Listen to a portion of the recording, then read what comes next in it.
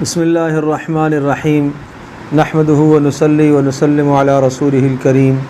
اما بعد فاعوذ باللہ من الشیطان الرجیم بسم اللہ الرحمن الرحیم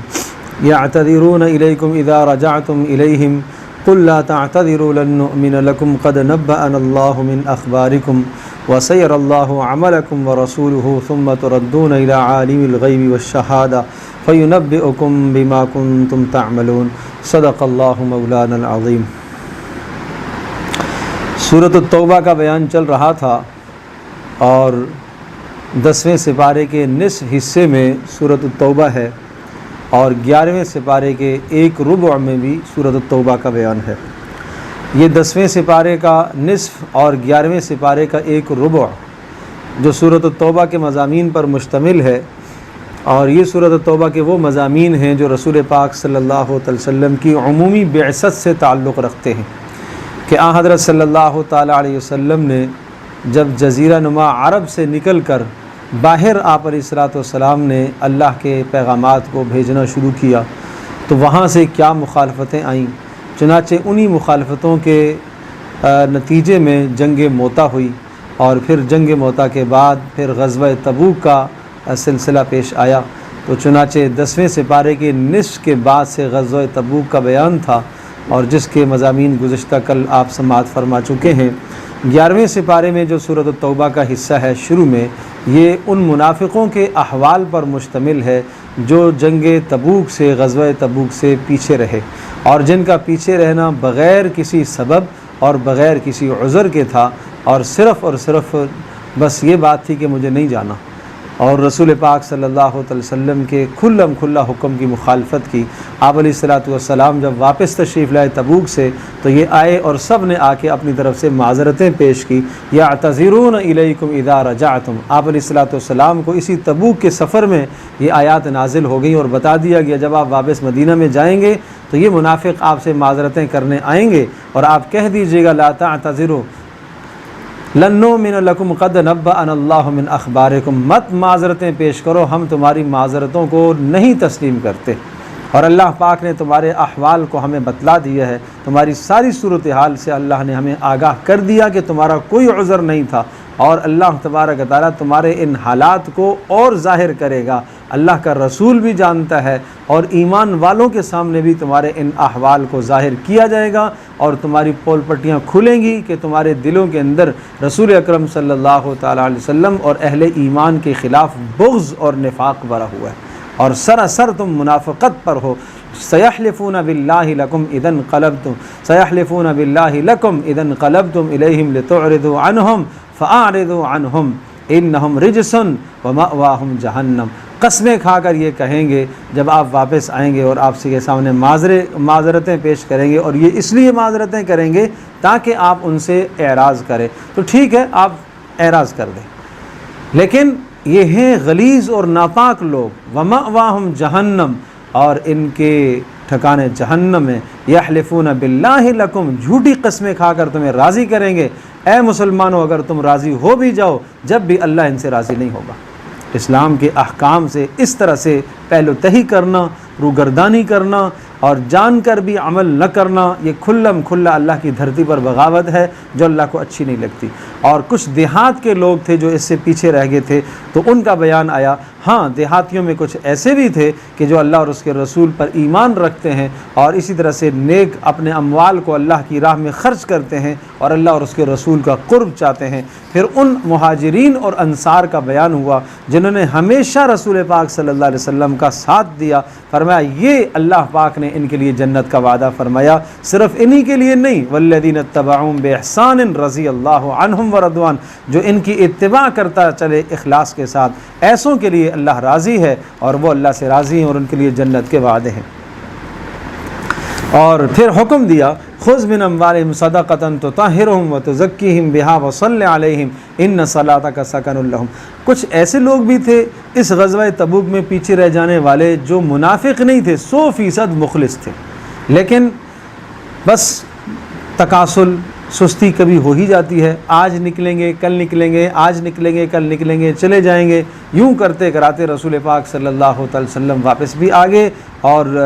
حضرت صلی اللہ علیہ وسلم جب واپس آئے تو ان کو سخت قلق اور افسوس ہوا کہ ہم کیوں نہیں گئے اللہ کے نبی کے ساتھ، ہم نے کیوں نہیں شرکت کی. تو ایسوں کے معاملے کو اللہ پاک نے مؤخر فرما دیا. کچھ وقت تک ان کی توبہ کو مؤخر کر دیا گیا، بالآخر ان کی توبہ کو بھی اللہ پاک نے قبول فرمایا. بعض ان میں سے ایسے تھے جنہوں نے اپنے آپ کو مسجد نبوی کے ستونوں کے ساتھ باندھ دیا. یہ مخلص لوگ تھے کہ اس وقت تک ہم اپنے آپ کو نہیں کھولیں گے، یا یہاں موت آ جائے یا اللہ کا رسول آ کے خود کھولے. اللہ پاک نے ان کی توبہ کو قبول فرمایا. اور قرآن کہتا ہے وَظَنُّوا أَلَّا مَلْجَأَ مِنَ اللَّهِ إِلَّا إِلَيْهِ. زمین ان پر کشادگی کے باوجود بھی تنگ ہو گئی ہے، اور ایسا ہو گیا کہ ان کو کوئی ٹھکانہ سوائے اللہ کے نظر نہیں آیا. روتے رہے روتے رہے روتے رہے. اللہ پاک نے پھر ان کی توبہ کو قبول فرمایا. تو اگر کسی سے غلطی ہو جائے تو اس طرح سے توبہ کرے جیسا کہ علی الثلاثۃ الذین خلفوا، ان 3 اصحاب نے توبہ کی تھی جو پیچھے رہ گئے تھے. حتی اذا ضاقت علیہم الارض بما رحبت، زمین کشادگی کے باوجود ان پر تنگ ہو گئی.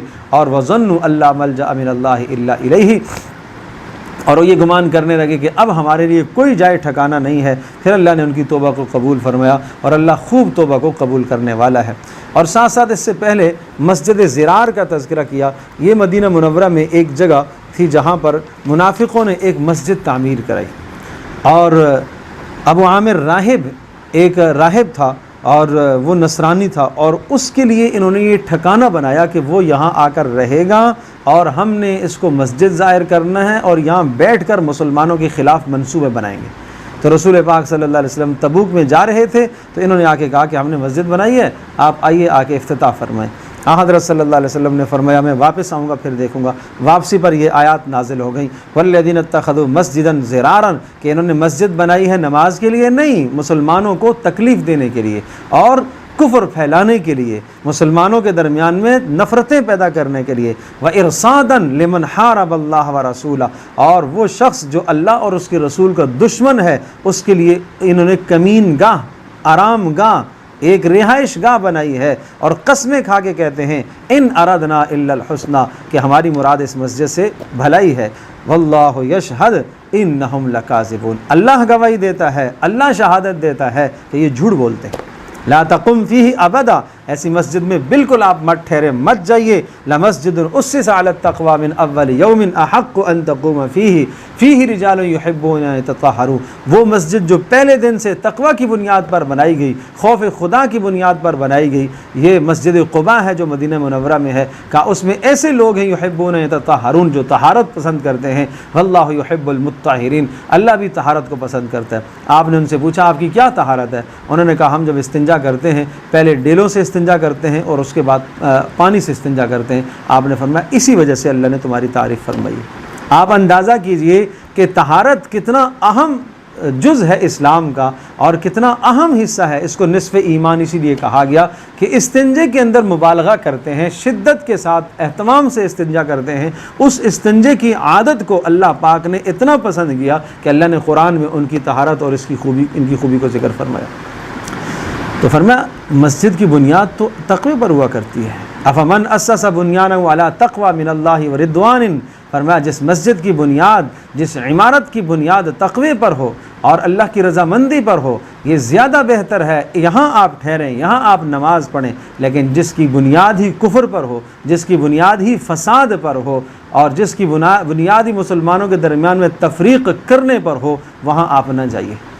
تو حضرت صلی اللہ تعالی وسلم نے پھر حکم دیا تھا، حضرت خالد بن ولید رضی اللہ عنہ کو آپ نے بھیجا اور اس مسجد کو آپ نے گروا دیا تھا اور اس کو مسمار کر دیا گیا. اور پھر ایمان والوں کی صفات 10 صفات ذکر فرمائی، اور پھر فرمایا کہ ایمان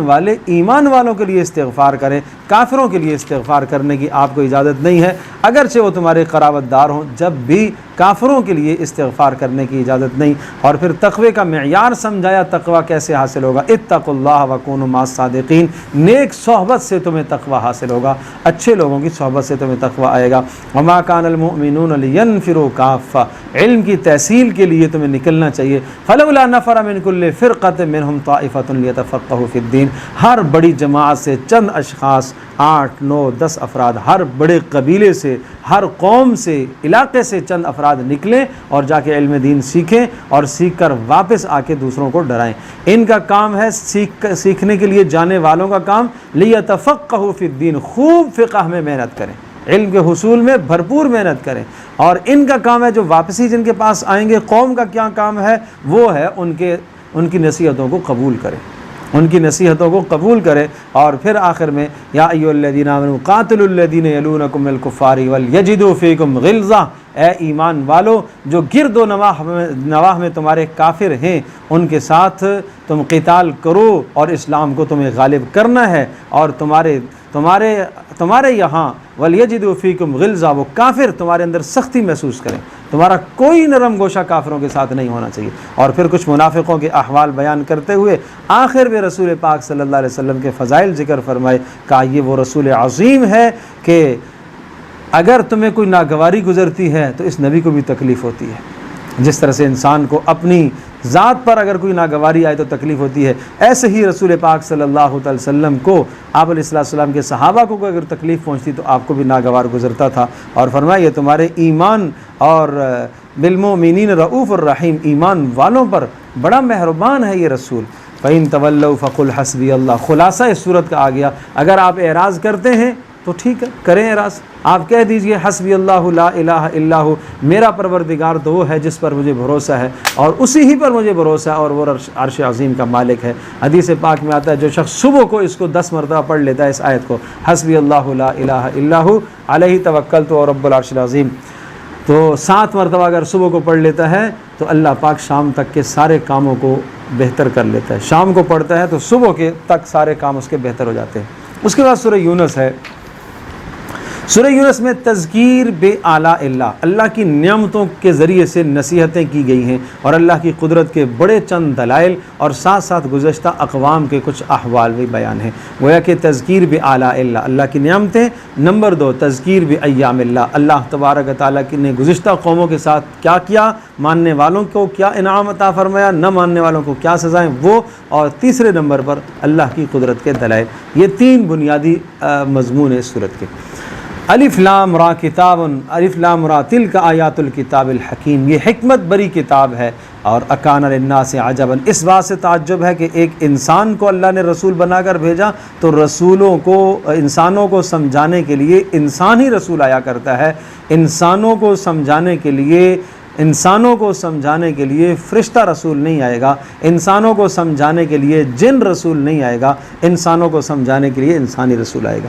مضمون اس صورت کا یہ بھی ہے دعویٰ ما من شفیع الا من بعد اذن، اللہ تبارک و تعالیٰ کے یہاں کوئی جبراً سفارش نہیں کر سکتا۔ دلیل ان ربکم اللہ الذی خلق السماوات والارض، آسمان اور زمینوں کا پیدا کرنا، اور عرش عظیم کا مالک ہونا، اور آسمانوں سے تدبیر کرنا، اور یہی پروردگار ہے۔ ذالکم اللہ ربکم، ان صفات کا حامل تمہارا رب ہے، اسی کی بندگی کرو۔ دوسری دلیل، جس نے سورج چاند ستاروں کو بنایا، اور چاند اور سورج کو اس طرح سے بنایا لتعلموا عدد السنین والحساب، اس کے ذریعے سے تم سالوں کا حساب جانتے ہو، دنوں کا حساب جانتے ہو۔ اللہ نے ان چیزوں کو بیکار نہیں بنایا، کام کے لیے بنایا۔ اور اسی طرح سے دن رات کے گھٹنے میں، اور اللہ نے آسمانوں اور زمینوں میں جو مخلوقات پیدا کی ہیں، ان تمام میں اللہ کی قدرت کے دلائل ہیں۔ پھر دخول نار، جہنم کے دخول کے اسباب ذکر فرمائے، ان الذین لا یرجون لقاءنا، نمبر 1 ہماری ملاقات کی جو امید نہ رکھے، نمبر 2 ورضوا بالحیات الدنیا، دنیا کی زندگی پر جو راضی ہی رہتا ہو،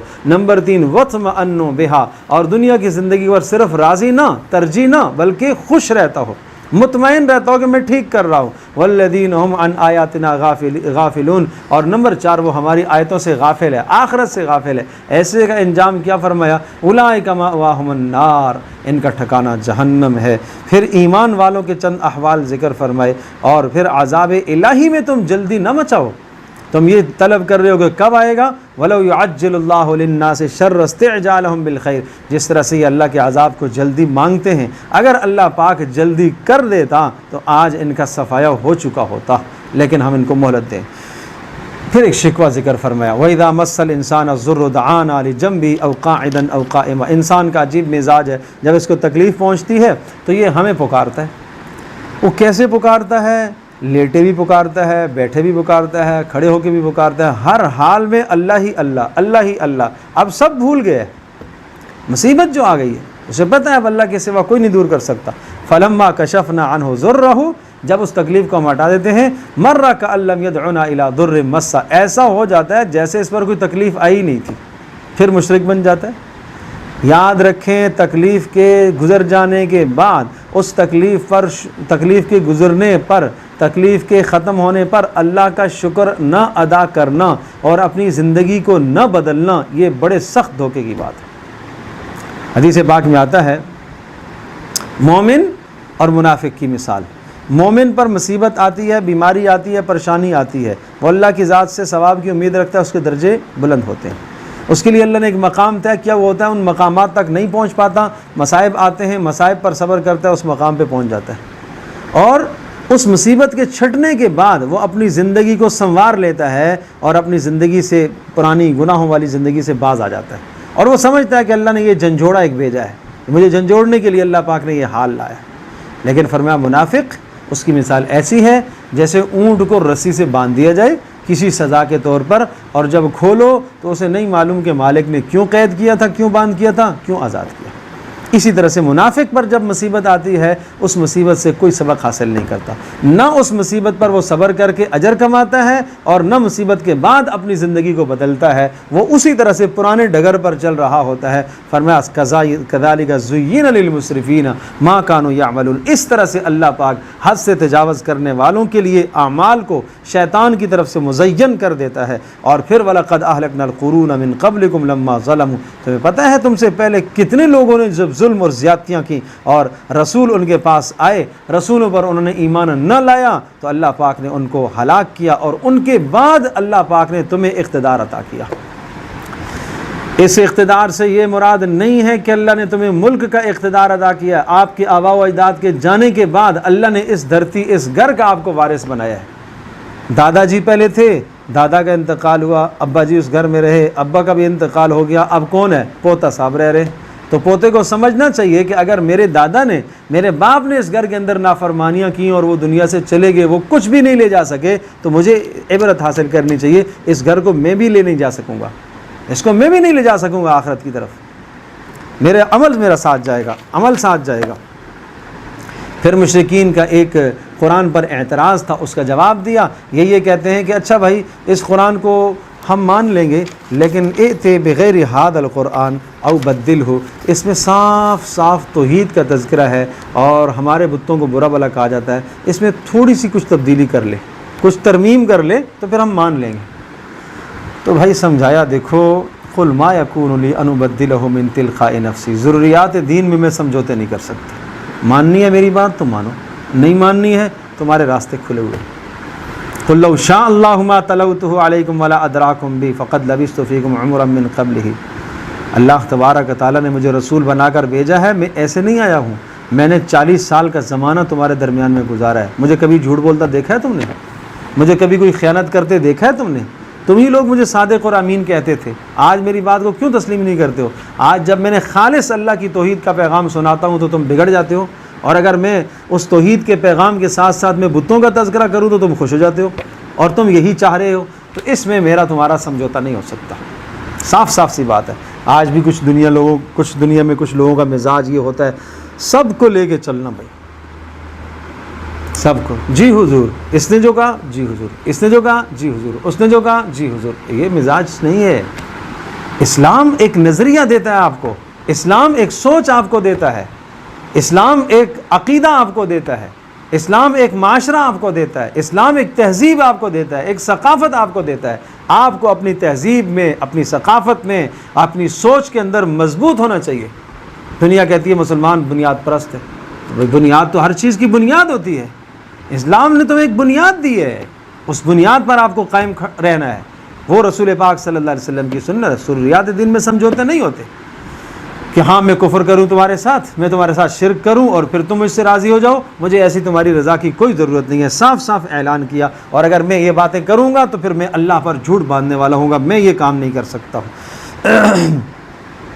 پھر انسان کے مکر کا، فریب کا، دھوکے کا بیان، وَإِذَا أَذَقْنَا النَّاسَ رَحْمَةً مِّن بَعْدِ ضَرَّةٍ إِذَا لَهُم مَّكْرٌ فِي آيَاتِنَا، تکلیفیں پہنچتی ہیں، مصائب آتے ہیں، دوڑتا بھاگتا اللہ کی طرف ہے، تب تکلیفوں کا، مصائب کا ازالہ ہوتا ہے تو پھر کوئی پرانی روش پر آ جاتا ہے، قل کہہ دیجئے اللہ اسرع مکرا، اللہ تبارک و تعالیٰ زبردست تدبیریں کرنے والا ہے، اور اس کی تدبیریں تمہاری تدبیروں پر غالب آ کر رہیں گی۔ اور پھر دلیل، کیا تمہیں معلوم نہیں ہے والذی یسیرکم فی البر والبحر، وہ تمہیں خشکیوں میں اور سمندروں میں لے کے جاتا ہے، اور جب تم کشتیوں میں ہوتے ہو اور کشتیوں میں ہوائیں موافق چل رہی ہوتی ہیں اور تم بڑے اترا رہے ہوتے ہو اور مزے سے تم سمندر میں سفر کر رہے ہوتے ہو، اچانک باد مخالف آ جاتی ہے، جاءتها ریح عاصف وجاءهم الموج من كل مکان، سمندر میں اضطراب پیدا ہوتا ہے، کشتی ہچکولے کھانے لگتی ہے، وظنوا انهم احیط بهم، اور اس وقت تم مصیبت میں گر جاتے ہو اور تم یہ سمجھتے ہو کہ اب تو چاروں طرف سے موت ہی موت نظر آ رہی ہے، دعوا اللہ مخلصین لہ الدین، خالص اس وقت تم اللہ کو پکارتے ہو، لئن انجیتنا من هذه، اور تم کہتے ہو کہ اللہ اگر تو نے آج نجات دے دی تو ہم شکر گزار بن جائیں گے، فلما انجاہم، اور جب رب نجات دیتا ہے پھر تم باغی بن جاتے ہو۔ یہ کوئی ضروری نہیں ہے، یہ کوئی ضروری نہیں ہے کہ سمندر میں ہی یہ حال پیش آئے گا، یہ خشکی میں بھی یہ حالات پیش آتے ہیں، 10 جگہ مصائب میں انسان گر جاتا ہے، پریشانی میں گر جاتا ہے، ہر طرف سے مایوسی ہو جاتی ہے، کوئی شے نظر نہیں آ رہی ہے توقع کہیں سے سوائے اللہ کے، اللہ کے سامنے ہاتھ پھیلاتا ہے، اے اللہ اگر تو نے اس مصیبت کو دور کر دیا اب تو میں شکر گزار بن جاؤں گا، تو میں نیک، لیکن جب مصیبت دور ہوتی ہے پھر بغاوت، پھر شرک، پھر کیا شرک کرتا ہے، میں نے یوں کیا اس لیے مصیبت دور ہوئی، میں نے یہ محنت کی اس لیے مصیبت، یا ایھا الناس انما بغیکم علی انفسکم، یاد رکھنا تمہاری اس بغاوت کا، تمہاری اس سرکشی کا نقصان تمہیں ہی ہوگا، کسی کا کچھ نہیں بگاڑ سکتے ہو۔ اور دنیا کی زندگی کی مثال ہی کیا ہے، اس کی مثال آسمان سے پانی برسا، زمین سے سبزے نکلے، جانوروں نے بھی کھائے، انسانوں نے بھی کھائے، اور جب بالکل زمین لہلاتی اور چمک دمک کے ساتھ ہوئی، اچانک ایک درانتی پڑی اور سب کچھ کٹ گیا، ساری زمین اور ساری فصل اور ساری کھیتی کاٹ دی گئی ہے، فجعلناها حصیدا کأن لم تغن بالامس، ٹکڑے ٹکڑے ہو جاتی ہے، بوسا بن جاتا ہے اس کا۔ اے انسان، تیری پیدائش، پھر تیری جوانی، پھر تیرا بڑھاپا، پھر اس کے بعد تیرے جسم کے ذرات اور مٹی میں منتقل ہو جانا، یہ حال تیرے ساتھ بھی آئے گا۔ واللہ یدعو الی دار السلام، تمہیں اللہ ہمیشہ والے گھر کی طرف دعوت دیتا ہے اعمال کے ذریعے سے، جنت کا تذکرہ فرمایا، جہنم کا تذکرہ فرمایا، پھر مزید قدرت کے سخت دلائل اور بڑے موٹے موٹے دلائل۔ بتائیے قل من یرزقکم من السماء والارض، بتائیے آسمانوں سے روزیاں کون دے رہا ہے، زمین سے روزی نباتات کون اگاتا ہے، امن یملک السمع والابصار ومن یخرج الحی من المیت ویخرج المیت من الحی، بھلا یہ بتائیے کہ تمہاری سمع اور ابصار کا مالک کون ہے، قوت گویائی کس نے دی، قوت سماعت کس نے دی ہے، اور قوت بصارت کس نے دی ہے، کس نے بے جان سے جاندار، جاندار سے بے جان کو پیدا کیا، کون آسمان سے نظام چلاتا ہے، فَسَيَقُولُونَ، یہ کہیں گے اللہ ہی کرتا ہے۔ یہ بات تو مشرکین عرب بھی مانتے تھے، اللہ ہی کرتا ہے یہ، تو فَقُلْ، پھر کہو افلا تتقون، اس اللہ کے عذاب سے کیوں نہیں بچتے ہو، اس اللہ کے ساتھ کیوں شریک ٹھہراتے ہو۔ یہ ہے فذلکم اللہ ربکم الحق، یہ ہے تمہارا پروردگار۔ قل هل من شرکائکم من یبدأ الخلق، وہ جو تمہارے شرکا جن کو تم معبود مانتے ہو، کیا انہوں نے کچھ بنایا ہے، کچھ پیدا کیا ہے۔ قل هل من شرکائکم من یہدی الی الحق، کیا ان شرکا میں سے کوئی حق کی طرف رہنمائی کرتا ہے تمہاری، نہیں کرتا۔ تو جو رب پیدا کرنے والا، جو رب موت کے بعد اٹھانے والا، جو رب تمہیں سیدھی رہنمائی کرنے والا، اس رب کو چھوڑ کر تم غیروں کے پاس جاتے ہو، مالکم کیف تحکمون، کیسے عجیب فیصلے تم کرتے ہو، یہ کیا تمہاری عقل ہے، کیا تمہاری سوچ ہے۔ اور اگر تمہیں یہ شک ہے کہ قرآن اپنی طرف سے گھڑ کے لایا ہے، اس کی مثال لے آؤ، ایک فاتوا بسورۃ مثلہ، ایک مثال تو لے آؤ، اور اکیلے نہیں لا سکتے، پوری ذریت کو بلا لو، سب کو بلا لو، یہ ایک چیلنج قرآن کا دیا ہے۔ اور پھر ایک آخری دو ٹوک صاف بات ہے، وَإِن كَذَّبُوكَ فَقُلْ لِي عَمَلِي وَلَكُمْ عَمَلُكُمْ، اے نبی اگر آپ کو جھٹلاتے ہیں آپ ان سے کہیے میں کسی بھی صورت میں اس دین کے معاملے میں، ضروریات دین میں آپ کے ساتھ سمجھوتا نہیں کر سکتا، تمہیں تمہارے اعمال مبارک، مجھے میرے عمل مبارک، میں اسی طرح سے عمل کروں گا جس طرح سے میرے رب نے مجھے حکم دیا ہے، میں تمہارے اعمال سے بری ہوں، میں تمہارے اعمال سے بری ہوں، اور تم سے میرے اعمال کے بارے میں نہیں پوچھا جائے گا۔ باقی عذاب کب آئے گا، یا تو دنیا میں اللہ پاک کوئی شکلیں لائے گا، نہیں تو اللہ تبارک و تعالیٰ آخرت میں عذاب تو لائے گا ہی لائے گا۔ کب آئے گا مجھے نہیں معلوم، میں تمہارے نفع نقصان کا مالک نہیں ہوں، میں صرف دعوت دینے والا ہوں، میں صرف پیغمبر ہوں، میں نے ایک اللہ کے احکام تمہارے پاس پہنچائے ہیں، اور میں تمہیں بتایا کہ یہ میری طرح سے، جس طرح سے میں نے ان احکامات پر عمل کیا ہے ایسے تم عمل کرنا، میرا یہ کام ہے۔ باقی عذاب کب آئے گا، عذاب لانا، عذاب کے متعلق جاننا، یہ میرا کام نہیں ہے، یہ میرا فریضہ نہیں ہے۔ میرا فریضہ جو تھا میں نے پورا کر دیا۔ وَيَسْتَنبِئُونَكَ حَقٌّ، اچھا یہ ساری باتیں سن کر کہتے ہیں کیا وہ عذاب آئے گا واقعی؟ قل، کہہ دیجئے ای وَرَبِّ إِنَّهُ لَحَقٌّ، ہاں میرے پروردگار کی قسم اس عذاب نے آنا ہے۔ وما انتم بمعجزین، پھر تم عاجز نہیں کر سکو گے، اور پھر تم چاہو گے کہ زمین میں جو کچھ بھی ہے سارا مجھے دے دیا جائے، تو یہ سارا فدیے میں دے کے اپنے عذاب سے، آخرت کے عذاب سے خلاصی پالوں، تمہیں نہیں خلاصی مل سکے گی۔ اور قل یا ایھا الناس قد جاءتکم موعظۃ من ربکم، ایک اعلان کرایا، اے نبی آپ یہ اعلان کر دیجئے، سب انسانوں کو یہ پیغام ہے، اللہ کی طرف سے ایک نصیحت، ایک شفا، ایک ہدایت، ایک رحمت کا ذریعہ۔ یہ قرآن آیا ہے جس میں 4 صفات ہیں، موعظہ، واعظ، تذکیر جس میں رقت، جس میں دل نرم ہوتا ہے، جنت کے مناظر بیان کیے جاتے ہیں، جہنم کے احوال سنائے جاتے ہیں، گزشتہ قوموں کے احوال سنائے جاتے ہیں، دل سن کر نرم ہوتا ہے، پگھلتا ہے، توبہ کی طرف مائل ہوتا ہے، دنیا کی بے رغبتی پیدا ہوتی ہے، آخرت کی رغبت آتی ہے۔ یہ کیا ہے؟ یہ موعظہ ہے۔ نمبر 2 شفا، یہ شفا ہے، دلوں کے اندر جو باطل چیزیں ہیں، کفر ہے، شرک ہے، نفاق ہے، اور اخلاق رذیلہ، بدترین جو اخلاق ہے، حسد، کینہ، بغض، یہ سب چھٹتی ہیں اس سے۔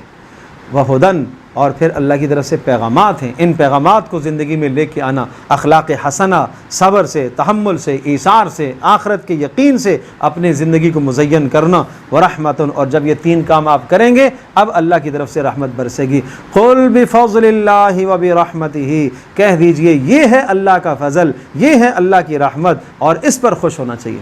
اللہ کا کلام ہے، اس پر تمہیں خوش ہونا چاہیے۔ یہ اگر تمہیں مل گیا تو دنیا آخرت کا ذخیرہ مل گیا ہے۔ وہ خیر مما یجمعون، یہ زیادہ بہتر ہے اس مال سے جو تم جمع کرتے ہو، اس مال سے زیادہ بہتر ہے جو تم جمع کرتے ہو۔ اللہ پاک کی قدرت کی ایک دلیل دی گئی، اور پھر اللہ پاک کے ایک علم کی دلیل دی گئی ہے کہ ذرے ذرے اور پتے پتے کا علم اسے ہے، اور دن اور رات کا نظام وہ چلاتا ہے۔ اور پھر بھی یہ لوگ کہتے ہیں کہ اللہ تبارک و تعالیٰ سب کچھ اکیلے کرنے کے باوجود یہ کہتے ہیں اللہ نے اولاد ٹھہرائی۔ سبحان اللہ پاک ہے، هو الغنی، اسے نہیں ضرورت اولاد کی، وہ ان توالت تناسل کے سلسلوں سے پاک ہے، نسل کے سلسلے سے پاک ہے۔ ولم یکن لہ کفوا احد، اس کا کوئی کف ہے نہیں، اس کا کوئی ہم پلہ ہے نہیں، اس کی اولاد نہیں ہے۔ لہ ما فی السماوات و ما فی الارض، آسمان زمین میں جو کچھ ہے سب اسی کا ہے، سب اسی کا ہے، اسے کیا ضرورت ہے اولاد کی؟ ان عندکم من سلطان بہذا، کوئی ہے دلیل تمہارے پاس تو لاؤ۔ وَاتْلُ عَلَيْهِمْ نَبَأَ نوح، اب یہ دوسرا حصہ ہے تذکیر بِأَیَّامِ اللہ کا۔ پہلا حصہ تھا تذکیر بِآلاء اللہ، اللہ کی نعمتیں، اور دوسرا حصہ ہے تذکیر بِأَیَّامِ اللہ، گزشتہ قوموں کے حالات۔ بڑے اختصار کے ساتھ حضرت نوح علیہ السلام کا قصہ آیا، اور پھر حضرت موسیٰ علیہ السلام کا قصہ، اور موسیٰ علیہ السلام کا قصہ عام طور پر 2 حصوں پر مشتمل ہوتا ہے، ایک امت دعوت، ایک امت اجابت۔ امت دعوت، موسیٰ علیہ السلام فرعونیوں کی طرف بھی مبعوث تھے، لہذا وہ امت دعوت کہلاتی ہے، اور جنہوں نے موسیٰ علیہ السلام کے پیغام کو قبول کیا، بنی اسرائیل، وہ امت اجابت کہلاتی ہے۔ تو موسیٰ علیہ السلام کا مکالمہ دونوں کے ساتھ ہے، امت دعوت کے ساتھ بھی اور امت اجابت کے ساتھ بھی۔ یہاں دونوں کے ساتھ مکالمے ذکر فرمائے، اور اللہ کی مدد کا بیان ہے کہ اللہ کی مدد ان پر اتری ہے، اور پھر ساتھ ساتھ حضرت یونس علیہ السلام کا بھی ایک تذکرہ آیا ہے۔ اللہ کا قانون اور ضابطہ تو یہی ہے، فلولا كانت قرية آمنت فنفعها ایمانها الا قوم یونس، کہ جب اللہ کا عذاب آتا ہے تو کسی قوم، کسی بستی کو ایمان فائدہ نہیں دیتا، ہاں یونس علیہ السلام کی قوم اس سے مستثنیٰ ہے۔ لما آمنوا کشفنا عنہم عذاب الخزي فی الحیات الدنیا، یہ ایک مثال سمجھائی ہے کہ اگر تم بھی اس دنیا میں اللہ کی طرف رجوع کر لیتے ہو، توبہ کر لیتے ہو موت سے پہلے تو تم سے بھی عذاب دور ہو سکتے ہیں۔ عذاب کے آثار حضرت یونس علیہ السلام کی قوم پر ظاہر ہوئے تھے، تو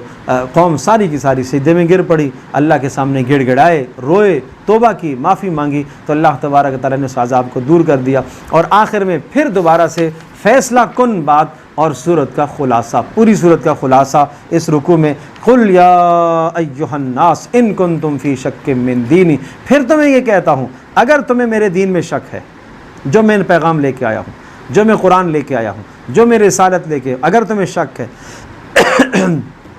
تو یاد رکھو تم کرتے رہو شک، فلا اعبد الذین تعبدون من دون اللہ، میں اللہ کے سوا کسی اور کی بندگی نہیں کر سکتا، ولیکن اعبد اللہ الذی یتوفاکم، اور میں اسی اللہ کی بندگی کروں گا جو تمہیں موت دینے والا ہے، جو موت و حیات پر قادر ہے، اور مجھے حکم ہے کہ میں اسی کی بات مانوں، مجھے حکم ہے کہ میں نمازوں میں اسی کی طرف متوجہ ہوں، مجھے حکم ہے کہ میں اس کے ساتھ شریک نہ ٹھہراؤں، مجھے حکم ہے کہ میں اسی ذات کو مانوں جو نفع اور نقصان کا مالک ہے۔ اگر اس کے ساتھ میں نے کسی اور کو ٹھہرا لیا تو پھر فَإِنَّكَ إِذًا مِّنَ الظَّالِمِينَ، اب ظالم شمار کیے جائیں گے۔ میں ضروریات دین میں سمجھوتا نہیں کر سکتا، اور اگر اللہ پاک ضرر دینے کا ارادہ کرے کوئی ضرر نہیں ہٹا سکتا، اللہ خیر پہنچانے کا ارادہ کرے کوئی خیر دور نہیں کر سکتا، جسے چاہے گا وہ خیر دے گا، جسے چاہے گا وہ ضرر دے گا۔ قُلْ يَا أَيُّهَا النَّاسُ قَدْ جَاءَكُمُ الْحَقُّ مِن رَبِّكُمْ، پھر یہ اعلان صاف صاف کر دیجئے میرے پاس پروردگار کی طرف سے حق آ چکا ہے، وحی آ چکی ہے، قرآن آ چکا ہے۔ فمن اہتدی فانما یہتدی لنفسہ، جو نصیحت حاصل کرے گا اپنے لیے کرے گا، اور جو گمراہی اختیار کرے گا اس گمراہی کا نقصان اسی کو ہے۔ وما انا علیکم بوکیل، میں تمہارے اوپر دروغہ نہیں ہوں۔ واتبع ما یوحی الیک واصبر، اور جو آپ کی طرف وحی ہو رہا ہے آپ اس کی اتباع کیجئے اور آپ صبر کیجئے، اللہ کا فیصلہ آنے والا ہے، وہ بہترین فیصلہ کرتا ہے۔